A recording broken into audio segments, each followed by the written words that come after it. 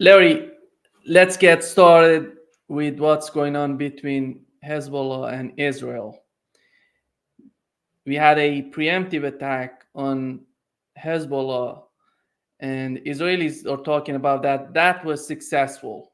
Hezbollah is saying that it wasn't achieving anything for Israel. How do you find it right now?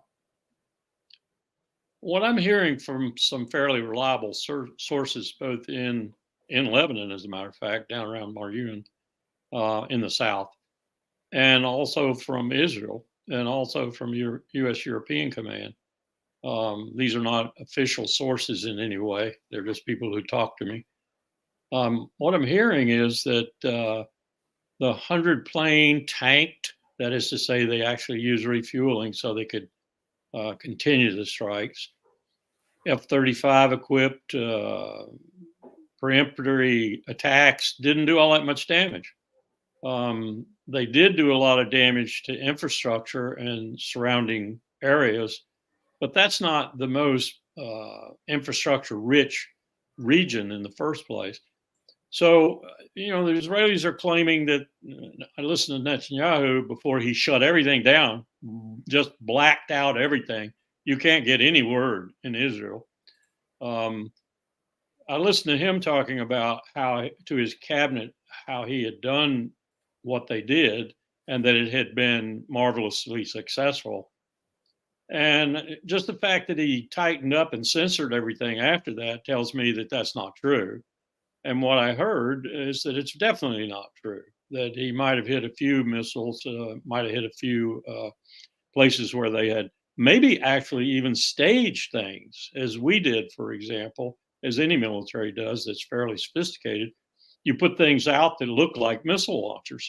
You put things out that look like drones on the ground, and all they are is paper mache or whatever. And planes can't tell the difference, so they dive on them, drop their bombs, shoot their rockets and such. I just don't know. But I suspect it wasn't as devastating as Netanyahu said it was, because I don't believe he would have put the blackout in place so quickly had it been. And that goes for the military too. They can't talk. They can't talk about it. They can't speak about it. They can't go talk to their buddies about it and that sort of thing. And Israel's pretty good at tightening that sort of thing down. On the other side, I think one of the primary reasons he put it on so fast was the effectiveness of the Hezbollah strikes on Israel. So we've got some dead people, and we've got some destroyed military points, and we've probably got some. I'm hearing we may have even some missiles that maybe went astray. I don't know, because Hezbollah has been very good about not hitting anything but military targets. But when you launch so many missiles, sometimes one or two will go astray, or maybe Iron Dome will hit one of them and it'll go somewhere else with the warhead still intact. So I'm hearing that maybe even some civilians were killed. Bottom line being that I don't think anyone is telling the truth about this exchange of fire.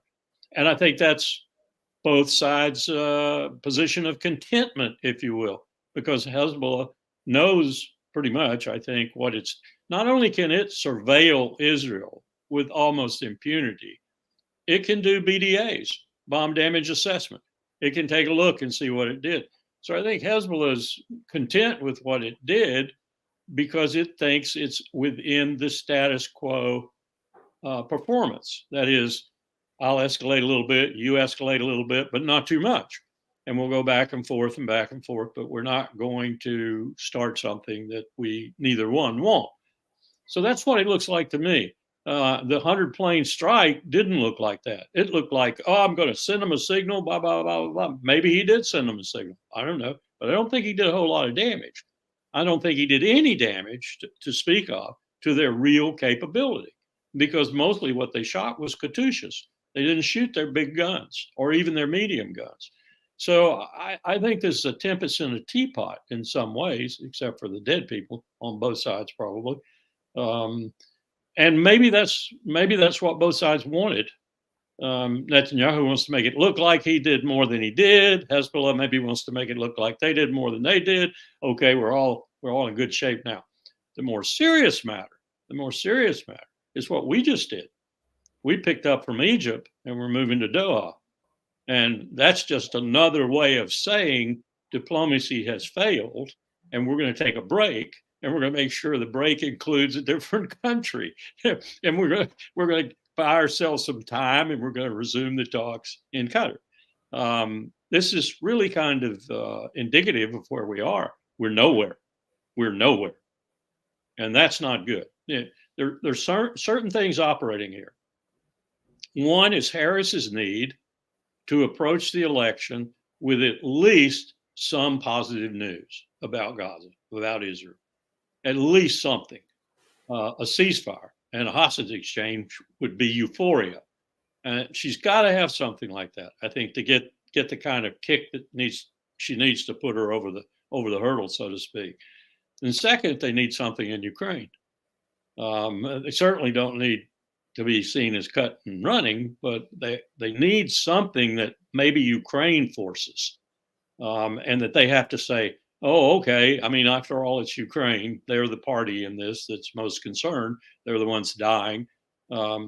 She needs those two things for the election.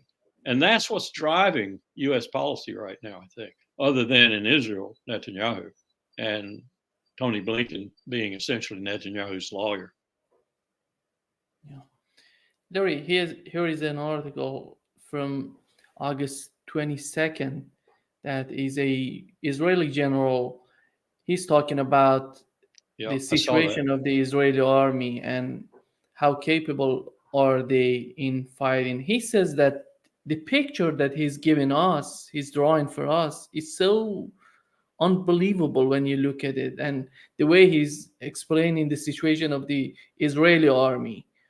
And it seems that even Israeli Minister of Defense, he's agreeing with him on the issue that they're having with their army. How do you find it right now within the Netanyahu administration?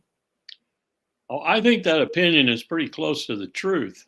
And as long as Netanyahu continues on his present course, it's probably got at least a 50-50 chance of being realized. And the United States is not going to let that happen, or it's going to do everything within its power to keep that from happening. When I say everything within its power, and I hope I'm right here, that does not mean putting U.S. ground forces in Israel and taking on the burden of whatever happens. But it does mean making sure that we continue to elongate these negotiations, which is what Bibi wants. And we don't necessarily achieve anything in doing them because that's what he wants and we are acting on his behalf. But at the same time, give the appearance that we are achieving something. And that appearance has to be one that seems real to Iran. It has to be one that seems real to a lesser extent, but I think surely so, Hezbollah, and to the other people who might get involved in this if it were a multi-front conflict that suddenly Israel was facing. That'd be the end of it, I think. That really would be the end of it. If you had multiple fronts, each of which was being to its own degree successful against an already beleaguered IDF, an already reservist run out, that is to say, they're stirring the bottom of the pot, and that portion they're stirring is getting sick and tired of what they're doing, and doesn't see any end to it, doesn't see any strategy to it other than Ben Gvir. And that's another matter, because he's rustling his people together. He's getting them together. He's entering northern Gaza. He's entering with shovels, pickaxes, AR-15s, plenty of ammunition, and he's going to start to settle northern Gaza. That's what we're going to see. We're going to see the settler movement in Gaza, just like we've seen it in the West Bank, East Jerusalem, and the Golan. We're going to see it in Gaza. That's the ultimate Ben Gvir plan, if you will. And how far Netanyahu goes along with that, I couldn't say, but I suspect he goes along with it a pretty good way. And that's what's going to happen. And that's what Netanyahu needs space to allow to begin to happen, so that as it developed in the West Bank, it's irretrievable. You can't bring it back. At least you've got a third of Gaza before anybody stops you and before anybody tries to bring you back. International community, the United States, or whatever. And you've seen how feckless the United States has been in the West Bank, for example. So there are a whole lot of forces that are playing right now. I think the major ones are Netanyahu does not want a ceasefire. He does not want to stop. The peace talks have picked up from Egypt and moved to Qatar, where they'll be just as unsuccessful, probably, I'm sad to say. And every day that goes by that they are unsuccessful is another day for Netanyahu to implement what he thinks is his strategy, which is destroying Hamas completely and resettling Gaza himself. Yeah. What we're witnessing from the behavior of Iran together with Hezbollah, it seems that they don't have any sort of tendency to escalate the situation between them and Israel. Do you think they're feeling that Israel is losing? Israel cannot continue this type of attitude. That's why they're not trying to escalate. I think there's some truth there to what you just said. Look at that. Look at it from their position. They are looking at Israel killing itself. They're looking at Israel. What would you call it? State suicide. That's what they're looking at. There is every probability that will come to fruition. I'd say right now there's a 60% probability that Israel will kill itself. So why risk your own forces, risk your own state livelihood, for example, by bringing the United States in? Because if you're perceived to be the person causing that and not Israel itself, then the United States is going to come in. We've said that categorically. We're going to take, if Iran attacks or Hezbollah attacks in a significant way that might truly accelerate the destruction of Israel, which I think they could do, we'll come in and we'll prevent that. But if Israel goes of its own accord, so to speak, we won't wake up until it's happened. And there's not much we can do then. I don't think we're going to put divisions on the ground in Israel to defend a state that is absolutely incapable of defending itself, and moreover, has been the cause of its demise itself. So that's a real bad situation for the Jewish state of Israel, which I've said, a Jewish state is dangerous for Jews, very dangerous for Jews, especially in that region. I would say that about a Jewish state anywhere. If they move to Arizona, I would say a Jewish state is not a liberal democracy. Therefore, you are anathema to what we say we stand for, what Europe stands for, and what the better part of the world, in my view, stands for, and that's liberal democracy. A Jewish state cannot be a liberal democracy because it cannot do anything about its apartheid status. Can you understand the behavior of Turkey right now? What they're trying to do, in your opinion? That's a good question. 1 minute, Erdogan and his foreign minister seem like they're ready to get on the railing and start launching rockets and bombs and flying airplanes. And the next minute they're selling them more oil. So, who can tell what Turkey's going to do and when it's going to do it? I do think one thing is for sure, though. I think Turkey is not long for NATO. I think we will hear the announcement not too long into the future where Turkey decides it's going to go its own way. My huge question about Turkey is it going to go to neutrality?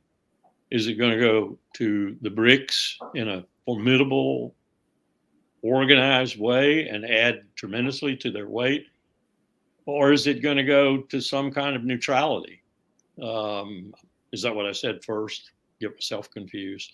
I just don't know. I've been looking at this for 20 years, actually longer than that. Used to have some really not heated, but some heavy discussions with people like Powell and like others at the State Department and within the military too about how reliable was Turkey for the future, particularly when the EU started stiffing them. Every time Turkey would make an overture to be a member of the European Union and they would get it put off and put off and put off, we all started talking about it because we all knew that one of the most important members of NATO was Turkey, if not the most important member of NATO, certainly on the southern flank. And we couldn't say that Turkey would be around as a NATO member for that much longer because we saw what was happening. If they finally go with that decision to get out of NATO, in your opinion, what would be the main reason for that? Is that the situation with Gaza and Palestine? Is that the situation with their interests when it comes to getting closer to China and Russia? I think it'd be a combination of all, but I think fundamentally they are a country that thinks of their fundamental security interests, unlike the United States. And I would have to say these days, unlike a lot of European countries too, they're not thinking about their fundamental national security interests. They're thinking about the headlines and the news, and they're thinking about, oh, Putin, the sanctity of borders has been threatened. We've got to do this. We've got to do that. They're not thinking, just not thinking. Turkey's thinking all the time, and I suspect it's going to be based on what I would call self-interest. You can call them enlightened self-interest, whatever, but it's going to be based on their fundamental security interest. And let's face it, the sweep of history is toward the east, not toward the west. The magnet of that sweep is China and India to a certain extent. There's another country that we talk about all the time. Where is India going? Where will India ultimately wind up? Will she continue to play this game of Russia tomorrow, US the next day, Russia the next day, BRICS, will Modi or whomever happens to be the Indian leader keep trying to stay more or less neutral, but to trade with and to function with and to do diplomacy with everyone that counts? Or will they one day make up their minds to side with some group? The biggest impediment there, we have always agreed, military professionals, is China is not beloved of India, nor the other way around. So that would be a real step for them to take to become a substantive member of the Shanghai group or the BRICS or whatever we want to call it. But to me, those are the key decisions in the next 10 to 20 years that will confirm or maybe deny for a while this incredible shift of power away from the West toward the East. We looked at 2,000 years of that power shifting away from the East to the West, starting, you could say, with Columbus's trip to the New World and all the things that followed that, the Spanish rape of so much of the New World for all the gold they got and everything. That's when the power shifted that way. Well, the power's shifting the other way now. It's pretty much clear to me, anyway, that the power's shifting the other way. Where are these powers that have been aligned with the West, sometimes reluctantly, where are they going to go? Are they going to go into neutrality, or are they going to go with this shift to the East? And the shift to the East, inevitably, is the magnet of that is China. Now, here's the question in my mind, being somewhat of a Chinese aficionado. Does China realize this to the extent that it's happening? And are they fashioning their strategy to take advantage of that in what I would call a collaborative, cooperative, and less than inimical way?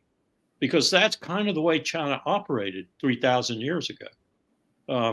They didn't want to kill everybody. Well, you got Genghis Khan and the hordes that came and did a good job of killing.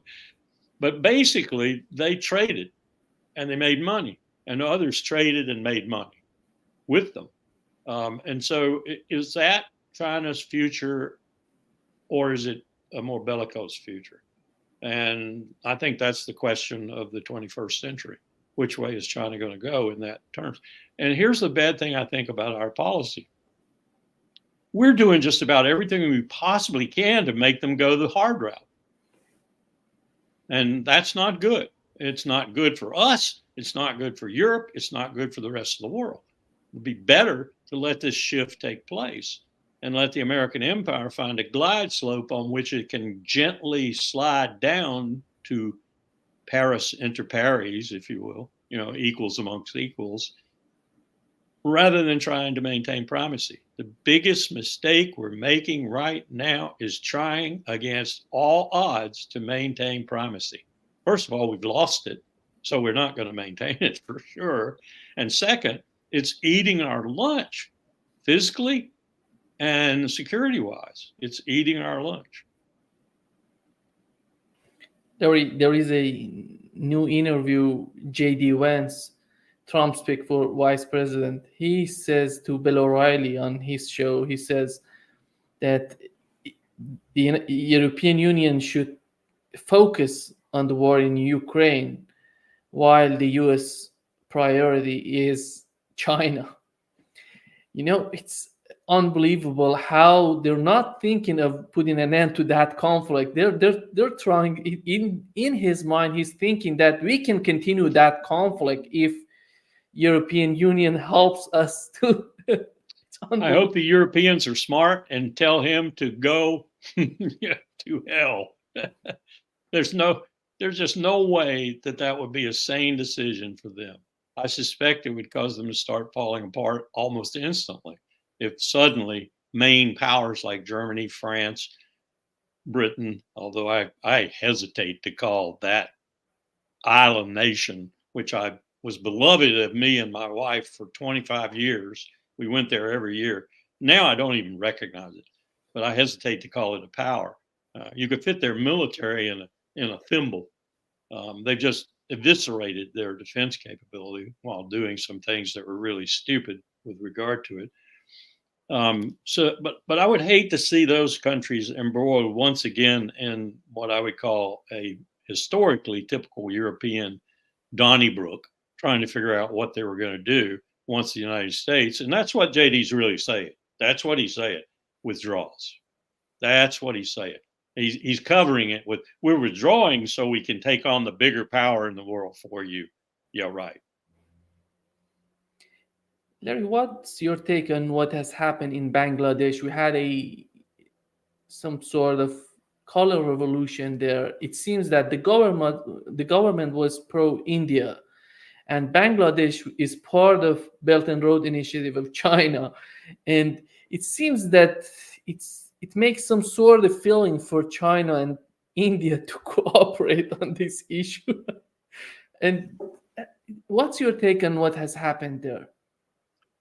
I think they're really confused right now. I go back to Operation Sea Angel when the Marines were coming back from the first Iraq War, and all of a sudden that typhoon hit, and they had 200,000 dead people, and so Powell ordered the Marines to go north. They were just south of Bangladesh, and they were picking Bangladeshis out of trees.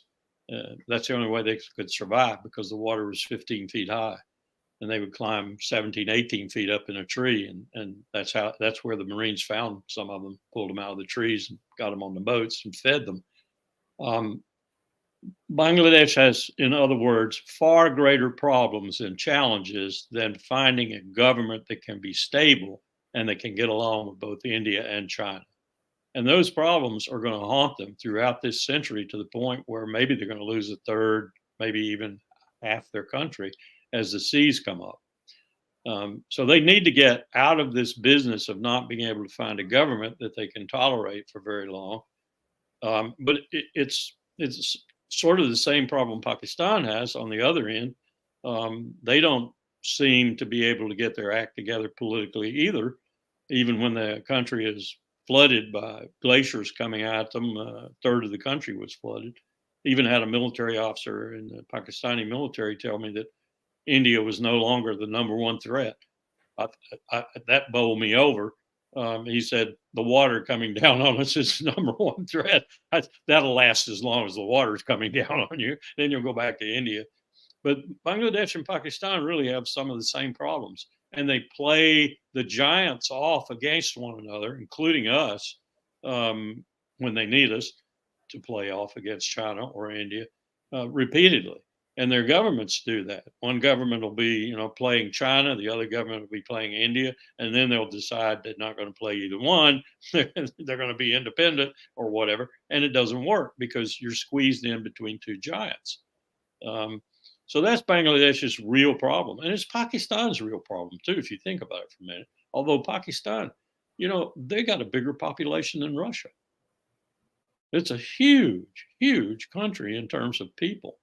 And I don't know how either country, Bangladesh or Pakistan, is going to make it through the 21st century. I hate to say something that dismal, but I don't know how they're going to make it. Water, heat, floods. It's just going to be, once the glaciers go up there, that's Western India, and it's also Pakistan. And Pakistan will make an effort to stop that water and hold on to it as long as it can. And India will, they'll be at each other's throats again over not just Kashmir, but over Indians in the western part of India not having any water.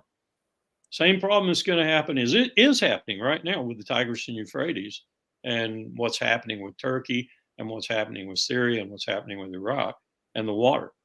Because they're not going to have it for the rest of this century. It's going to get worse and worse and worse.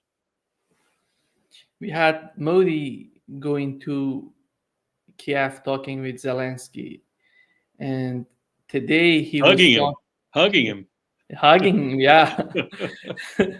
And he was talking about peace talks and some sort of negotiating settlement. But today we've learned that he was talking with Putin as well.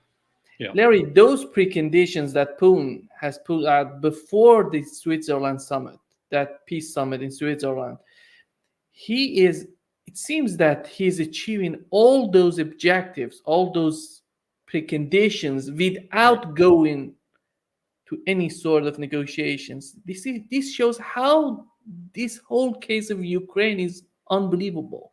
And if I were Putin right now, I might do an Israeli thing. I might halt, give myself about a 30-kilometer buffer zone, and halt and build a big fence and say, okay, over to you guys. I'm through with you. This is my territory. On the other side of the fence is your territory. I've created a buffer, 30-kilometer buffer for you, artillery range buffer.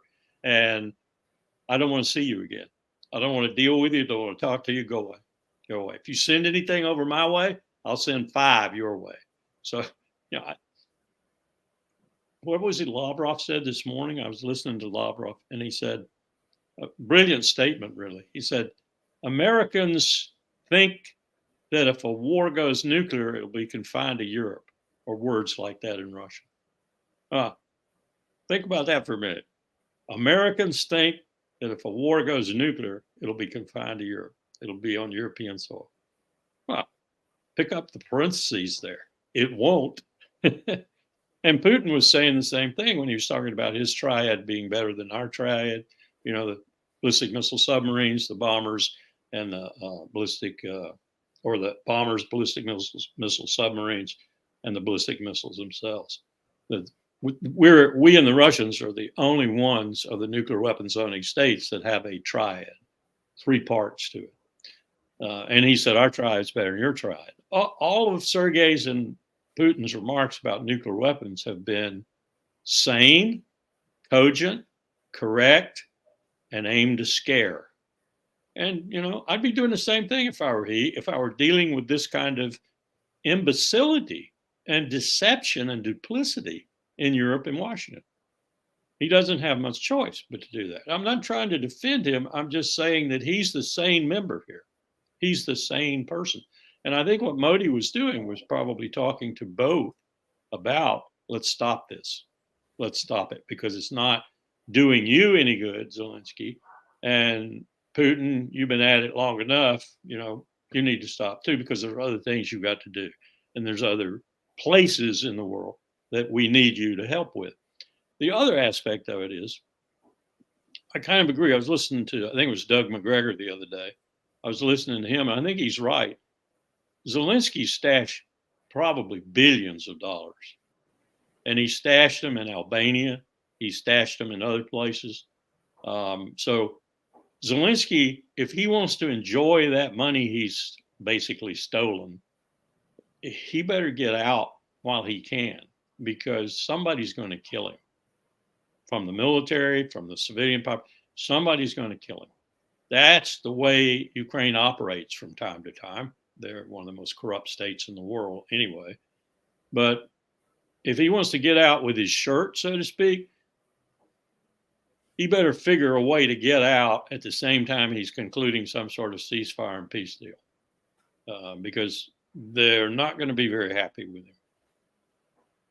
I'm hearing right now that there are very powerful elements in Ukraine who already aren't happy with him. I wouldn't be surprised to see him disappear I don't necessarily mean into the grave, but I mean, he'll wake up in Tirana or someplace. If I were he, I'd go further than Tirana.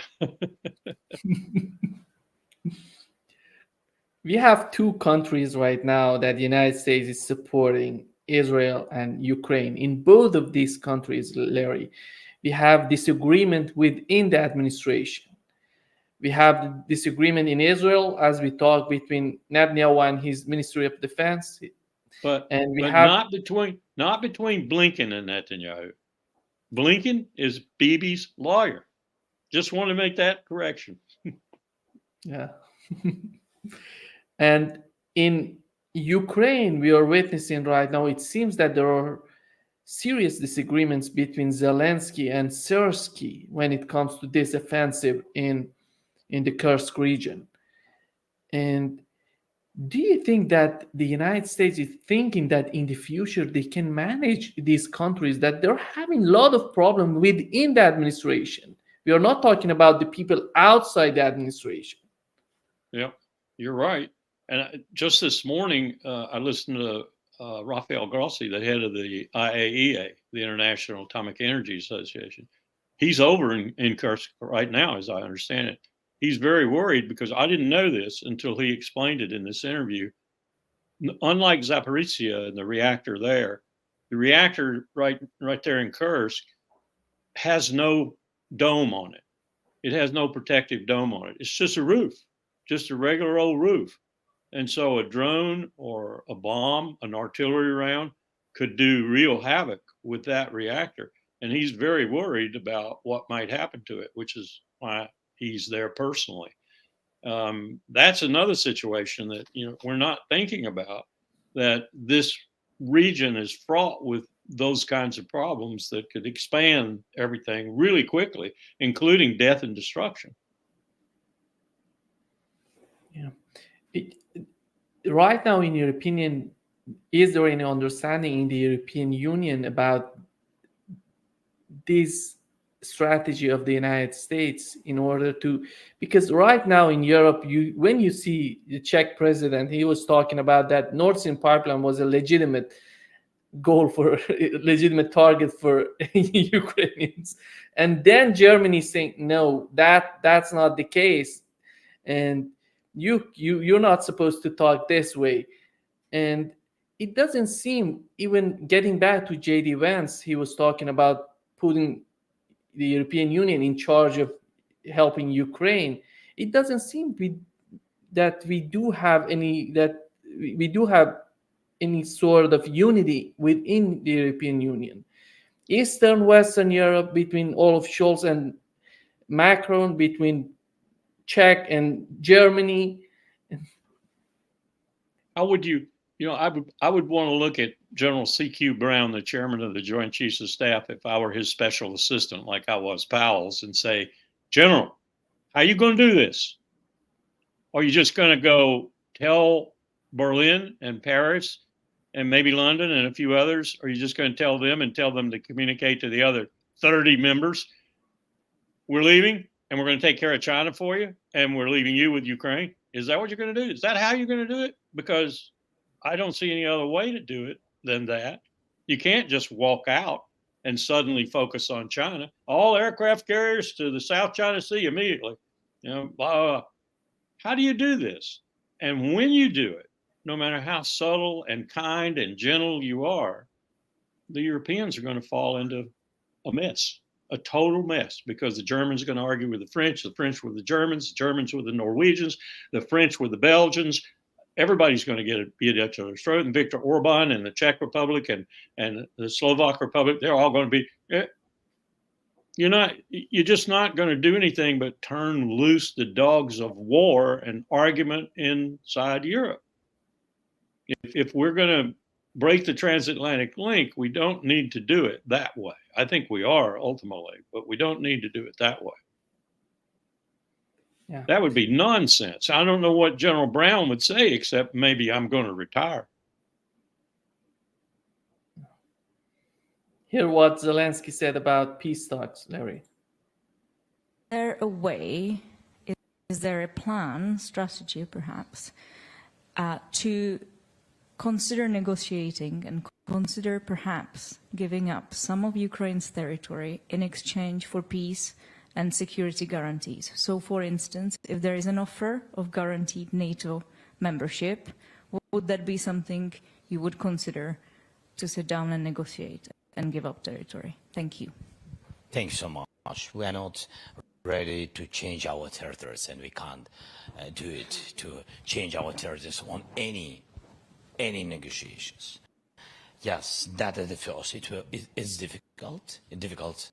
Yes, because this decision depends, of course, on support of our colleagues. And I hope that they will do everything further and quicker. You said about F-16. There's a very good result, very good. Nobody talked about it, but we destroyed already in this huge attack of Russians. We destroyed already some missiles and drones using F-16. I will not share how many, but we did it thanks to partners that they gave us F-16s provided to us. But again, it's not enough. We're a small number of F-16, and we need to do wider training mission and etc. We have propositions to the United States. It depends on their permission. They have to be positive on it. They have to look at this real. Because we speak about our territories, not about America. It's unbelievable. He's not. Yeah.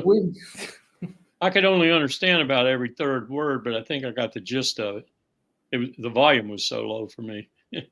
Yeah. He was talking about that he's not interested to negotiate because this is the Ukrainian territory. It's not the territory of the United States that they have to decide about. And he's asking, instead of negotiating, they're asking for more weapons, for more. Yeah. And I heard the bit about NATO too, which Russia has said is no membership for Ukraine in NATO, no affiliation with NATO, none whatsoever. It has to be neutrality across the board. So he's talking about F-16 being capable of shooting drones and missiles. And Larry, does it make sense in your opinion? Not a bit. Not a bit. His latest gambit has turned out to be a disaster. He's lost probably the premier soldiers that he had in his military, and he's lost them for a political stunt to make a headline that Russia, for the first time since 1941, has been invaded, which is bullshit because what kind of invasion was it? And now his people are dying, and they're going to die. They can't even get food and water. They're surrounded. They're in a salient that's cut off. And at the same time that he's losing these best soldiers Ukraine had, they're not where Ukraine is going to fold on the main line, where they're losing people in astounding numbers every day. So he's living in la la land. And I don't know whether it's purposefully that he's doing this because he's so frightened of what I just said that if he admits to anything else, they'll take him out. Or it's just that he's being given bad advice by people who don't want to tell him the truth. But he's living in la la land. As we mentioned before, he doesn't agree with Sersky on some issues. He didn't agree with Zaluzhny.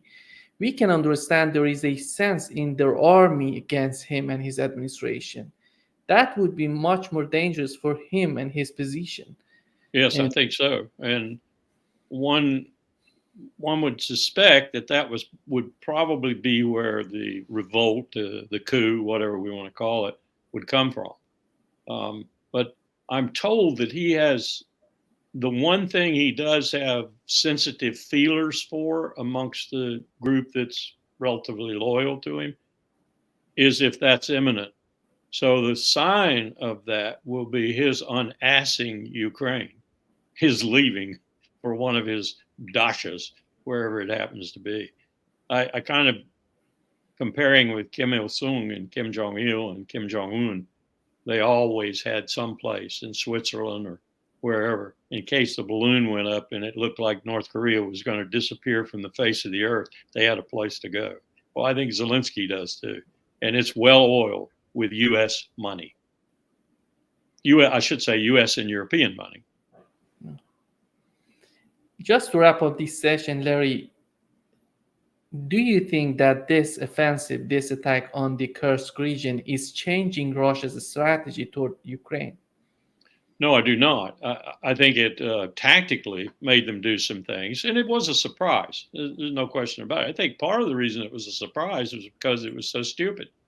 You don't expect your opponent to surrender his strategic reserve to you for killing. You expect to have to go deep into his territory to get to his strategic reserve. He offered it to them on a plate. So now they're going to take their time and they're going to eliminate it. They already are doing that. And meanwhile, they're pressing hard on the main front, which is the thing that's critical to Putin. The thing that's keeping this going, Nima, in my view, the thing that's keeping this going, and Zelensky doesn't know this, I hope he's listening to us, is the election in the United States. That's what's keeping it going. The moment the election is decided, and that might not be a moment because I'm listening to all kinds of things that are going to happen. You know, the state of Texas is right now passing laws where they can tell people at the polls, we don't trust you. We're going to give you a provisional ballot. You can vote, but it'll be on this provisional ballot. And then, of course, they're planning on throwing the provisional ballots away. Texas is doing this right now under Governor Abbott. They're doing this. So it might take a while before we determine who the winner of the election is. But once that's done, Zelensky's toast. Ukraine is toast as far as the United States is concerned, because we'll put the hammerlock on him immediately to get it shut down. One thing we are serious about, I think, from what I've gleaned, we're serious about finally pivoting to China. What worries me about that is that we pivot so strongly and so inexpertly and so idiotically that we do exactly what I've feared for so long. We do make China a real bellicose enemy, and they'll hand us our rear end. But no one will win because we'll go nuclear. No one's going to win a war between the United States and China. And we probably will initiate the use of nuclear weapons because we'll be the ones conventionally losing. Yeah. Thank you so much, Larry, for being with us today. Great pleasure as always. Surely. Love your new system.